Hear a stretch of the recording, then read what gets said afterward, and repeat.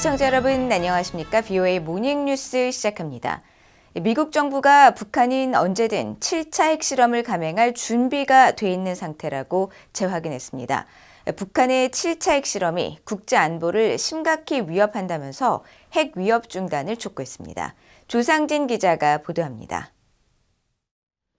미국 국무부는 라파엘 그로시 국제원자력기구 IAEA 사무총장이 최근 북한 영변 핵시설과 풍계리 핵실험장의 가동 정황을 밝힌 데 대해 북한이 언제든 핵실험을 할 준비가 돼 있다는 평가를 다시 한번 확인했습니다.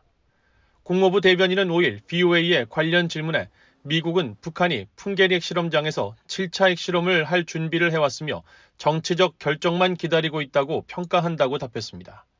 그러면서 이런 평가는 지난해 북한의 핵무기를 기하급수적으로 늘리겠다는 김정은의 발언 등 북한의 공개적인 언급과 일치한다고 지적했습니다. 앞서 그로시 사무총장은 지난 4일 오스트리아 빈에서 열린 IAEA 이사회 개회사에서 영변 경수로 냉각 시스템의 온수 배출을 관측했다며 이는 원자로에서 핵 연료를 정전해 출력을 높여가는 시운전과 일치하는 정황이라고 밝혔습니다. 또 지난해 10월 이래 영변 5메가와트 원자로의 가동 징후가 계속되고 있으며 풍계리 핵실험장도 여전히 사용 중으로 새로운 핵실험을 지원할 준비가 돼 있다고 말했습니다. 그러면서 새로운 핵실험은 유엔 안보리 결의에 위배되며 심각한 우려의 원인이 될 것이라고 지적했습니다. 국무부도 북한의 7차 핵실험에 대해 강한 우려를 표하면서 핵 위협 중단을 촉구했습니다. 국무부 대변인은 북한의 7차 핵실험은 심각한 긴장 격화를 의미하며 영내 및 국제 안보를 심각하게 위협할 것이라면서 국제 비확산 체제를 훼손하고 다수의 유엔 안보리 결의에 명시된 국제법을 노골적으로 위반하는 행위가 될 것이라고 지적했습니다. 캐나다 정부도 북한의 계속되는 핵 위협을 비판했습니다. 캐나다 외무부 대변인은 5일 VOA의 논평 요청에 캐나다는 국제 및 영내 평화와 안보에 직접적인 위협을 가하는 북한의 핵무기와 탄도미사일 프로그램을 강력히 규탄한다고 밝혔습니다. 그러면서 북한의 비핵화와 관련 유엔 안보리 결의 준수를 압박하기 위해 파트너들과 계속 협력할 것이라고 강조했습니다.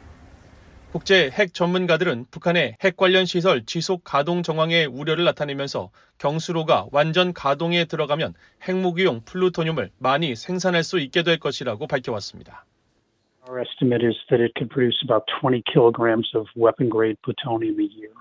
So you could estimate they could increase their arsenal by 5 to 10 nuclear weapons per year. 올브라이트 소장은 북한은 지금까지 연간 핵무기 제조 숫자가 6개를 넘어간 적이 없다면서 영변 핵시설 경수로 가동 징후가 계속된다면 북한이 훨씬 더 빠른 속도로 핵무기 제조에 나설 수 있다고 우려했습니다. VOA 뉴스 조상진입니다. 한국의 윤석열 대통령이 한국을 방문한 존 햄리 미국 전략국제문제연구소 CSIS 회장 등 CSIS 대표단을 접견하고 한미 관계 발전 방안과 주요 지역 및 글로벌 정세에 대해 의견을 나눴다고 한국 대통령실이 밝혔습니다. 한국 대통령실에 따르면 윤 대통령은 6일 CSIS 대표단을 만나 CSIS가 미국 주요 띵크탱크 최초로 한국 석좌직을 설치하고 한미 연례 포럼을 개최하는 등 한미동맹의 든든한 후원자로서 많은 역할을 해온 것을 평가했습니다. 또 지난해 70주년을 맞이한 한미동맹이 세계의 자유, 평화, 번영을 위해 더욱 힘차게 전진하기 위해선 미국 조야의 변함없는 지지가 중요하며 그 과정에서 CSIS가 구심점이 되어주기를 바란다고 말했습니다. 이에 대해 햄리 회장은 윤 대통령의 리더십 아래 한미동맹이 한층 도약하고 있으며 특히 지난해 대통령의 국빈 방미와 캠프 데이비드 미한일 정상회의는 미한동맹의 성공과 발전을 상징적으로 보여준 이정표가 됐다고 밝혔습니다. 또 세계의 평화와 번영을 위해 책임과 기여를 다하는 대한민국의 글로벌 중추국가 비전에 대한 미국 조야의 지지가 확고하다면서 CSIS 차원에서도 미한동맹의 발전을 위해 계속 노력해 나갈 것이라고 말했습니다. 앞서 5일에는 한국의 조태열 외교부 장관이 이들 CSIS 대표단을 만나 미한동맹 및 미한일 협력, 북한 문제와 국제 정세 등 현안에 대해 의견을 교환했다고 한국 외교부가 밝혔습니다. 한국 공군 제11전투비행단이 현재 진행 중인 미한 연합훈련 프리덤 실드와 연계해 북한 위협에 대응하기 위한 비수 공중훈련을 실시했다고 밝혔습니다. 한국 공군은 6일 보도 자료를 통해 이번 훈련은 적이 북방 한계선 NLL 이남으로 다량의 순항미사일을 발사하고 항공기를 침투시킨 상황을 가정해 진행됐으며 적 미사일을 식별하고 요격하는 전술과 항적 탐지 제한 상황 시 대응법 등을 훈련했다고 밝혔습니다. 특히 북한의 도발 상황을 가정해 일부 조종사들이 가상 적군 역할을 맡아 실전적 훈련 환경을 조성했으며 공군 주력기인 F-15K 전투기 등이 이에 대응해 출격하는 상황 훈련도 실시했다고 전했습니다. 한국 공군 11전투비행단은 이어 한국 공군의 핵심 전력을 운용하는 부대로서 어떠한 적도발 상황에서도 즉각적이고 강력하며 끝까지 대응할 수 있도록 결전태세를 확고히 할 것이라고 밝혔습니다. 일본 경찰이 북한의 정보기술 IT 기술자에게 부정 송금을 한 혐의로 한국인 국적자 2명을 체포한 것으로 알려졌습니다. 교도통신 등 일본 언론은 6일 가나가와현 경찰이 히로시마현의 IT 관련 업체 대표인 한국인 박모 씨와 또 다른 직원 1명 등 총 2명에게 실업급여를 부정 신청해 약 150만 엔, 한화 1,300만 원을 수령한 혐의로 이날 체포됐다고 보도했습니다.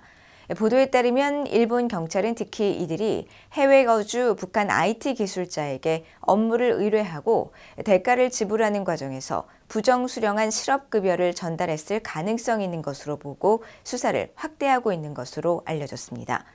일본 언론들은 해외에서 위장 취업한 북한 IT 기술자들이 앱 개발 등의 일을 맡아 벌어들인 외화를 북한 정권의 핵과 미사일 개발 자금으로 사용된다는 다수의 분석이 제기되었다며 북한 IT 기술자에 대한 업무 위탁이 제재 위반 사례에 해당될 수 있다고 전했습니다. 북한은 여전히 개인의 인터넷 사용을 금지하는 유일한 나라며 세계 최하위의 접속률을 기록했다는 조사 결과가 나왔습니다. 싱가포르에 기반을 둔 데이터 분석 업체 데이터리 포탈이 최근 발표한 2024 디지털 글로벌 보고서에 따르면 북한 내 인터넷 사용자는 1,000명 미만으로 전체 인구의 99.9%가 인터넷 접속이 불가능한 것으로 나타났습니다. 이에 따라 북한은 조사 대상국 가운데 인터넷 접속률 최하위를 기록했으며 일부 국외 거주자와 극소수 엘리트층에게만 인터넷 접속이 허용된 것으로 나타났다고 보고서는 밝혔습니다. 보고서는 또 북한은 현재 광명망이라는 이름의 내부 인트라넷을 사용하고 있으며 휴대전화 연결수는 전체 인구 2,620만 명 중 751만 건만 연결돼 약 28%의 주민만이 휴대전화를 사용할 수 있는 것으로 나타났다고 밝혔습니다. 이상으로 BOA 모닝뉴스를 모두 마칩니다. 시청해주신 여러분 고맙습니다.